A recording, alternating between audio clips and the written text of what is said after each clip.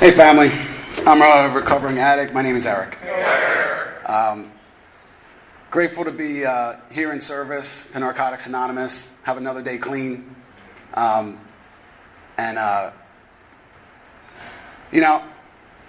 down here, I thought, I didn't really have anything to say. I knew people that were going to be here that had so much more clean time and experience, and I knew that are just bomb speakers, and I just wanted to do that. And so I'm on the phone with my sponsor, of course, and he said, you got a message. Everybody here has their own experience, and that's all you have to offer, and an honest message rings true. So, when I came to Narcotics Anonymous, when I came to the men's rap first year at this convention, I wanted to hear the stories. I wanted to hear how messed up people's childhoods were, and I was almost embarrassed because I didn't have one. Children should be seen and not heard. Don't speak. I'll give you something to cry about. Men don't cry. That kind of stuff. I was waiting for that. I heard that, and I was like, yeah. And then when people would ask me, what brought me into Narcotics Anonymous, I wanted to lie. The truth is, I have two really good parents. I grew up in a really nice house filled with, family and love, and I'm the middle of three boys. Nobody in my family smokes cigarettes or drinks, or I don't have that experience. I don't know what direct thing brought me to Narcotics Anonymous except this disease of addiction. And I felt bad that my story wasn't, I thought I had to jazz it up a little bit. That way you would connect a little bit better. And, I'm from Northeast Philadelphia. And people hear Northeast Philadelphia, they hear Kensington. It's like, calm down. Slow down. All right? I didn't start there. I ended up there in Kensington. And so I remember this feeling of always just being cold and homeless, and somehow thought I still didn't have a problem with drugs. So when asked to speak about the men's rap, is it just what it's like to be a man in recovery? I kind of want to focus on something else. I want to focus on leveling up as a man in recovery. So first off, what does this mean? I got clean. I got out of treatment. I moved here in May of 2014 to a men's recovery house. I didn't even know if I wanted to stay clean. I just knew I got the oil changed, mom and dad off my back for a little bit, and it's summertime down the shore. So I was in a recovery house for the first time, not knowing what to expect. And man, life started.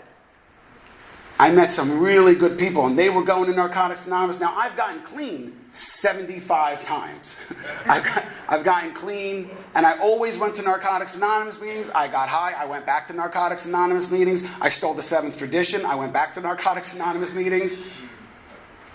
And no one ever said, you're not welcome here. Don't come back. I got told, don't come back from the Home Depot. I got told, don't come back to the Dunkin' Donuts. Apparently using their bathroom for hours is not, good for business. And, so I want to take the opportunity and thank Narcotics Anonymous. My parents said, make sure you thank everybody there because you gave them their son back. It's really easy to say, here's where I was and here's where I am, but with the gratitude in my heart and the love in my spirit, I'm not the same person that walked in. So I get to this recovery house. I'm a 30-year-old child, not equipped for life on life's terms. And that's what recovery is. That's what the principles are teaching us, how to practice this in our daily lives. How do we live life on life's terms without the use of drugs? And then you want me also to become a productive member of society? See, my family was baffled and confused. They didn't know how to treat me. They didn't know how to deal with me. When are you going to grow up? That was a good one. Or man up already. When are you going to get your life together? And I just got so tired of them not understanding that I don't want to use drugs. I wasn't supposed to. That wasn't the plan. I don't know a 9-year-old out there is like, you know what I want to do when I grow up? So what happens? I wind up staying clean 30 days, 60 days. I start turning back and seeing that life is getting easier. Now, see, I thought I was a special and unique snowflake, okay? That I was a unique addict. That because I didn't smoke weed till I was 24 and a college graduate, I thought it was that much harder to identify myself as a drug addict. You can't be smart and a drug addict. Let me tell you something. If you woke up every day broke and used $200 worth of drugs by the end of the day, you're a genius in my book. But it took a long time for me because I thought I'm the highest educated junkie here in Kensington in the abandoned house. It's not the coolest statement to say. There's no honor in that. So it took me a while to identify myself as an addict, and then it was okay to speak to me the same way people were speaking to me in the street. We used those epithets like junkie, scumbag, loser. People stepped over me and threw change at me on Kensington Avenue. And I'd say, can I get $1? Can I get a cigarette? Please. That's right. It's not supposed to be like this. And sitting on in the gutter. Sitting in the gutter. And just having nowhere to be. I have no one missing me right now. No one's wondering where I'm at. I'm not late for work because I have no job and just couldn't connect. How you just get a donut and a coffee and go to work the next day? On Monday and Tuesday. How do you keep the same cell phone number for a long period of time? I can tell your clean date by how long you've had that phone number. So you know what I did? I had some very bright men in my corner. I hopped on their coattails. They were going to Narcotics Anonymous meetings. I was going to Narcotics Anonymous meetings. They got a sponsor. I got a sponsor. They were doing step work. I did step work. And I'm just a big copycat. Because I just wanted what they had, which was freedom. They had jobs, and they had a girlfriend, and they had a driver's license and insurance registered to them. They were facing their wreckage of their pasts, and that seemed like grown man stuff to me. That seemed that they were moving. They were making their way in life, and it wasn't mom and dad's fault. It wasn't the policeman's fault. Oh, if only I used better, or the police didn't profile me. It was always somebody else's fault. They started taking responsibility for their actions, and I was attracted to that. I was attracted to that feeling that it was okay to be wrong. I was attracted to that you could let your guard down that much. See, my dad, my parents are wonderful people. It was okay to cry. Men cry. I'm sensitive. I'm a people pleaser. I want to help people. But when you're in addiction, the rules are different. You can't show that face. You can't be sensitive. And I talk different. I understand this. If you saw me using, you would not sell drugs to me. I speak like this. I look like a police officer. I realize the difficulty that it would be to sell me drugs. And see, what I love about this is you can say this in a room full of people and they'll nod and be like, yeah, you a cop looking, I get it. I understand. So it was hard for me to get and use. Find the ways and means to get drugs. So now I'm this scared child that's staying clean. All right, now what? I'm a college-educated busboy. I don't have the skills to keep a relationship. Listen, when I got clean, I came to Narcotics Anonymous, and this is kind of what I want to talk about today, is how do we level up and how do we evolve our recovery? Because recovery is an evolutionary process, right? We are a microcosm of society, so how do we grow up within ourselves, right? We're staying clean, great, but is there more to it? So all I wanted, listen, I got clean. I went up to that coffee pot 6 times. You had to see that I had the new sneakers on. And I wanted to see, what the female recovery house was hitting for and who the new employees were, the new residents. And I was addicted to stretchy pants and smiles. I didn't have much of I didn't have a discerning eye. I didn't need to be with a 10. I needed to be with 5 2s, And Because I just needed that reassurance. I needed validation. I just wanted people to like me. So I'm very grateful for the men and women that were very nice to me when I got clean. Because when we talk about, when I was a newcomer, I was really sick, I was sicker than most. Yeah, I could have talked my way, slept my way, behaved my way right out of the rooms. And I would have bypassed this wonderful life. How many people I miss that should be here right now? That went out, that used, that just, for some reason, the luster of recovery wore off. Well, let me tell you something. I am unapologetically clean in Narcotics Anonymous. I'm not embarrassed to be in recovery. And it's not boastful to say that I'm proud.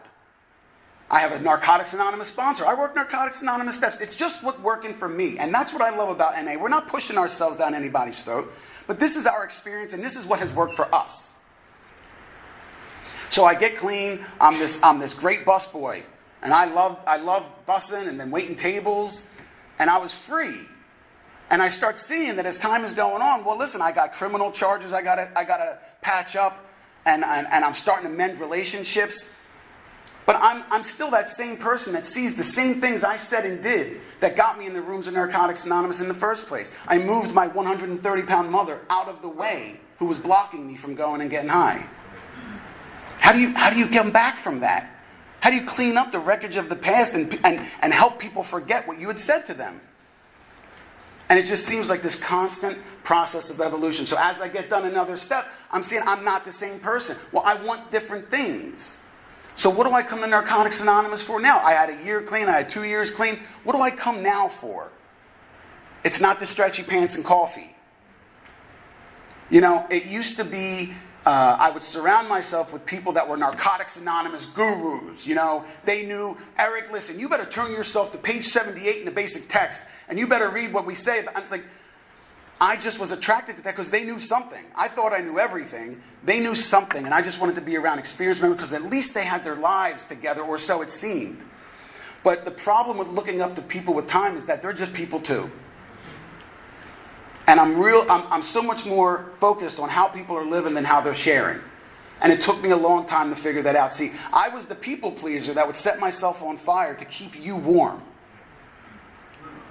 I would go at the cost of my sanity, my relationships, my family, because there was a Narcotics Anonymous event. There was somebody who needed me. Well, guess what? The family that I ran from when I was trying to go and get high, the family that I ran from when I had to go and find ways and means to get another one, is the same one I'm running from, only I'm clean now, going to Narcotics Anonymous events or speaker jams. And then I'm building resentment as time goes on with the very people who are here to save my life. So, I got down coming, when I was driving down here, I got really down on myself. Like, what message do I possibly have? And the recovery started kicking in, the step work, the friends in the program. And you know what I figured out too? The disease got a job to do too. And it's the job that tells me you weren't anything, you're nothing, and you're never going to be anything. And that's what I still wake up to. And every day, I just smile in the disease's face. I know what it's like to go out and get high. I know what it's like to go out and hurt people's feelings. I just don't want to do that anymore, and I want you to show me how. So when my parents said, make sure you tell everybody there, thank you. Because I owe you, Narcotics Anonymous. You know, I have a life worth living today. In fact, it's a life I didn't know I wanted.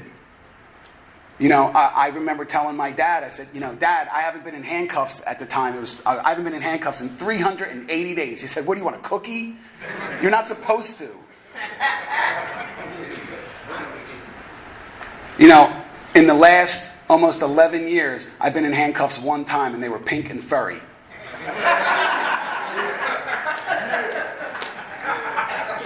Let me tell you something. I am not your tough guy, big man on campus, wannabe gangster, thug, nasty thug. It's not me. You're looking at a big teddy bear right now. You're looking at a big teddy bear. Oh, you know about Eric? He's a big punk. You know, Eric, he walked away when that guy was talking trash to him. You heard about that? I don't know. I want to go home. Call me a punk. I'm not going to. I'm punk enough not to go to ACJF and CF and be a tough guy, I am the least tough person you met. I just want to go home. And it seems that as my recovery has gotten not just about clean time, and not just about how many steps I've accomplished, as my recovery has strengthened, so has my self-confidence. It's okay if people don't like me. I don't need to convince the world that I'm your best friend and save everyone. You know what I want to do most times? I found my tribe in Narcotics Anonymous. I found the people that got me, that get me. And I just want to go home most times. I was going to jails and institutions and mental hospitals and clinics, and you know what it was? It was always surrounded by guys that smell their underarms, and now I sleep next to my wife, and she smells like lavender. She smells like vanilla. You know, I moisturize. Gangsters don't moisturize. You know, I floss my teeth with the water John. You know what I mean? This is gangster stuff, I'm telling you. So now, the way that it was okay to talk to me when I came in is no longer acceptable how you speak to me. You are in charge of how people speak to you. It's no longer okay to call me a junkie. I'm a functioning member of society. I'm an employer. I'm a taxpayer. I'm a citizen. I've got no criminal record anymore. So the same way that it was okay to talk to me then is not how it is to talk to me now. The same way how I treat people that was abhorrent is not okay to speak to me now. And it's not okay to treat other people. Let me tell you, I have not met one grown woman that wants to be called a bitch.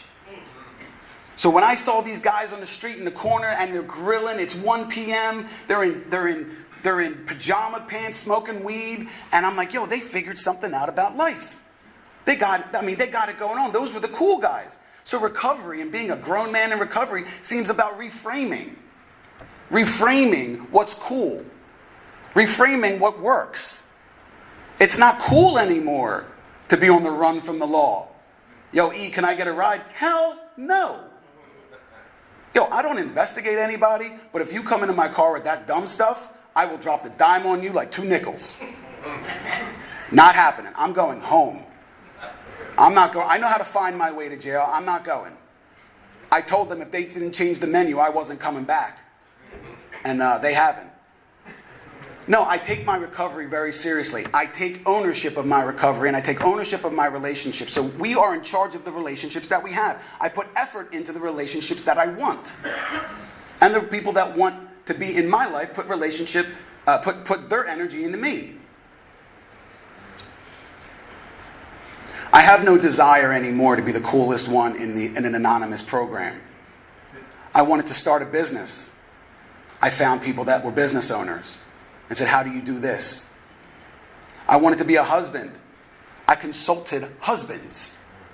I changed the circle of people around me, not for their knowledge of the literature, but how they were living. I want to be a good husband. Show me how. How do you say no to an opportunity when an opportunity comes available to you? Because listen, we get right, we got full set of teeth, and I got a better credit score, I got a couple dollars, and maybe our Saturday night don't have to be just in my men's recovery house living room. You know, maybe I can offer more. So maybe you're more attractive than you once were. So how do you say no to that opportunity? How do you be a good dad? How do you get someone to call you dad? That you don't have to pay for. Man, I just want to be a good dad. I want to be a good husband. I want to be a good business owner. I want to be a good man. And that's all I wanted. That donut and a coffee, that's not too much to ask. Showing up to work, doing what I say and say what I'll do. You know what? I'm a pretty good bet now. You can rely on me. And most of the men that I surround myself, you can rely on them too. See, my mom used to say, and maybe your mom used to say too, you want to know about somebody? Show me their friends. Well, you know what I learned from a great man in recovery, let him rest in peace, or used to be in recovery, let him rest in peace, is you want to be a millionaire? Go hang out with 5 of them. You want to be a good father? Go hang out with 5 of them. You want to be a good dad? Go hang out with 5 of them, and you'll be the 6th. And that's all I'm doing. So call me a copycat, call me an imitator, but the guys that I know that are cool, the guys that I know that are thug, nasty thug, they're paying taxes. You know what I'm doing? You know what I did last Saturday night? I went to Target. I went to dinner. I rubbed my wife's feet and I called it a night. 9 sharp. That's gangster. That's what's popping in the streets. All right? You don't need to know nothing more about me. I just want to go home. And now, being a business owner, having a tremendous sense of responsibility for other people's lives. I'm a sponsor in Narcotics Anonymous. I'm a responsible son and father and husband. And there are people relying on me to stay clean. So Narcotics Anonymous still comes first. I learned it in the Cape Atlantic area. You know, I'm so grateful to be clean. And when I say that, like, you know, I used to get very angry, or not angry, but indifferent when people would say, oh man, it's a life beyond your wildest dreams. It's because I didn't know what to ask for. I didn't know that's what I wanted. I had to be told, showed what I wanted. I had to be shown that this is how you behave as a grown up. That it's not an age thing. It's not a maturity thing. It's a recovery thing. It's a disease thing. Because the same disease that wants to put me in the ground is the same thing I have to match up to a recovery principle. So that I'm not in the ground. Because this is still about life or death for me. I begged for my life to get into treatment. And they said, we already helped you with county funding. Why would we help you again? I said, because I'm going to die. I know I'm going to die. And I begged for my life. Big tough guy. You ever seen YouTube bum fights? That's me. You can Philadelphia. Hey, real tough guy over here. And I'll cry with you. I'll celebrate your triumphs with you. I'll cry along with your tragedies. We get through things together, and that's what leveling up is. That's what I've seen grown men do. They level up in here. That they're not the same people they are when they first came in as scared children. Because we weren't equipped for life. And when I see a grown man got his stuff together, far along enough in their recovery that they're able to be honest with me, about me, that's a grown-up. That's somebody that's cool. So my reframing process, I no longer am putting my business on the line because you don't like me. I'm not putting my future on the line because someone talked bad about me or stepped on my shoes. No, I leveled up. And you know what? Now, it's my charge, it's your charge, it's our purpose to tell everybody else that street thinking of what you have to be and how tough you got to be, it's our job to school them and educate them. That stuff, you know what, street life? Street life has rules. I understand that, but so does recovery. And the same principles that were okay in the street are not okay in the rooms of recovery. There's different expectations. I feel like I'm the luckiest guy in the world. I got a wife, beautiful. Nobody would point her out to be with me. I know what you're thinking. Like, Eric, damn, you fine, but, you know, who would want me? You know, who would walk down the aisle and meet me? You know, she said I do, and most people said I don't.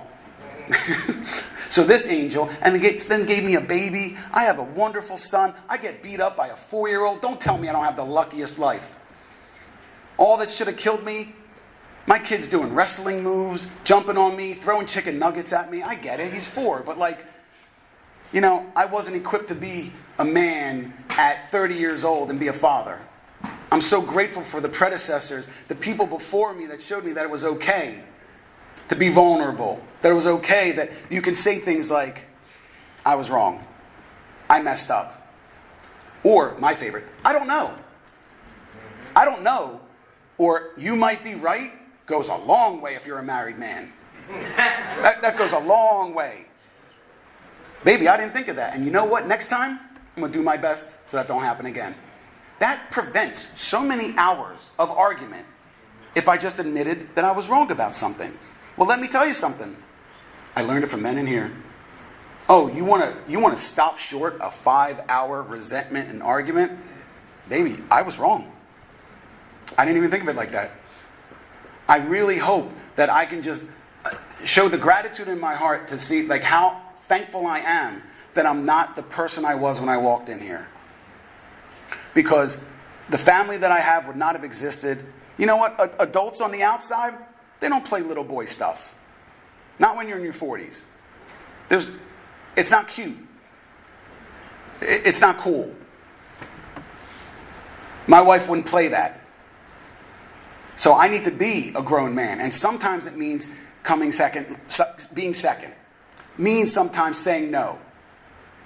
Or means sometimes just staying home. Because I'll live this wonderful life outside.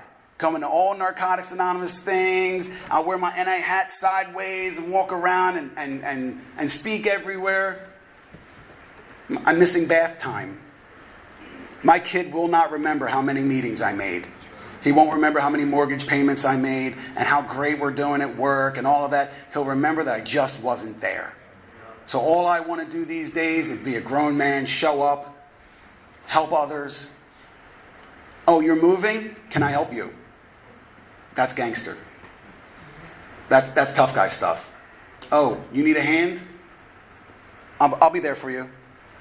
Just showing up for other people, man.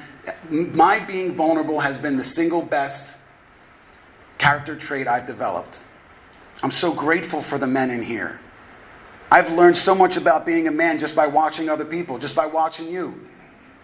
So you know what? Yeah, I get up and I celebrate being in recovery and I celebrate being clean, but I'm celebrating the other people that were predecessors of mine that were strong enough in their recovery to say no when they needed to say no, to set the example of how to be a grown-up, to be a recovering addict, to be a man, to level up in this game, because I don't want to be the same scared child.